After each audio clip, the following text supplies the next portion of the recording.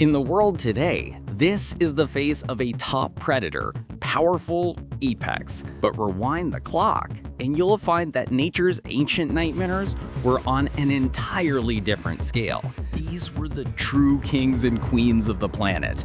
Hunters so perfectly adapted for violence, they ruled the earth for millions of years. This is the countdown of the 10 most dangerous animals to ever walk, swim, or fly on our planet. These are the ultimate prehistoric predators. What makes a predator dangerous? It's not just size, it's a combination of weaponry, intelligence, and sheer evolutionary grit. We've scoured the fossil record from the depths of the oceans to the highest peaks to bring you the definitive list. Our countdown begins not with the biggest, but with a killer that turned the sky into a hunting ground. Number 10. Terror bird.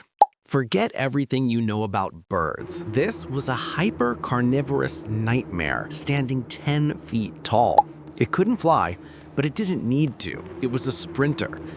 Its weapon was a beak like a pickaxe, capable of cracking open skulls and dismembering prey with a single devastating strike.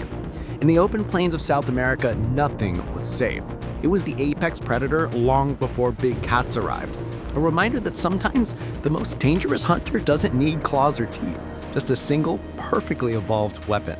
Number 9. Dunkleosteus. We dive into the ancient seas with Dunkleosteus. This wasn't a fish, it was a swimming garbage disposal with an attitude. 30 feet long, armored like a tank, and possessing the most powerful bite force of any fish in history. Instead of teeth, it had self-sharpening bony blades that could slice through flesh and bone with 8,000 pounds of force per square inch. It was the undisputed king of the Devonian seas, a creature of pure brute force destruction. Number 8 brings us to a land of giants and killers, ancient Australia. Megalodon was a monitor lizard on steroids, stretching over 20 feet. Imagine a Komodo dragon, scaled up to the size of a pickup truck. It likely had a venomous bite like its modern relatives, but delivered from a mouth large enough to swallow a man whole. It was an ambush predator, a patient killer that could have taken down anything that walked the continent. Number 7, we have a predator that breaks the mold, Spinosaurus. Larger than a T-Rex, this was the only dinosaur adapted for a life in the water. That sail may have been for display or thermoregulation, but it created a truly terrifying silhouette. With dense bones for buoyancy and conical teeth for catching slippery prey, it ruled the rivers of Cretaceous North Africa. It was a dragon in every sense of the word, proving that danger lurked not just on land, but in the water. Number 6 is the icon of the Ice Age, Smilodon, the saber-toothed cat. Those famous fangs weren't for chewing. They were precision instruments for killing. It had a bite weaker than a lion's, but an opening jaw angle that was immense. It would use its immense strength to wrestle prey to the ground, then deliver a single, precise bite to the jugular. It was the ultimate specialist, a killer whose entire body was engineered to wield 2 blades of enamel and dentin. Number 5. At number 5, a lesson that the most dangerous animal isn't always the one that hunts you.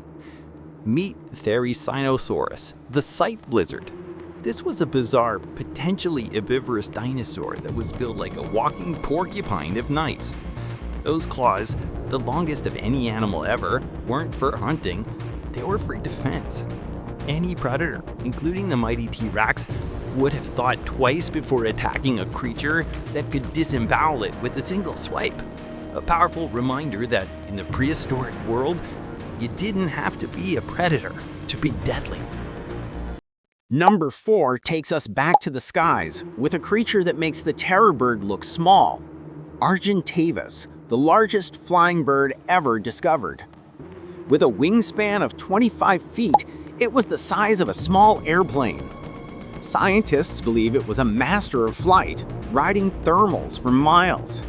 It likely hunted like a massive eagle, scooping up prey the size of a deer from the ground.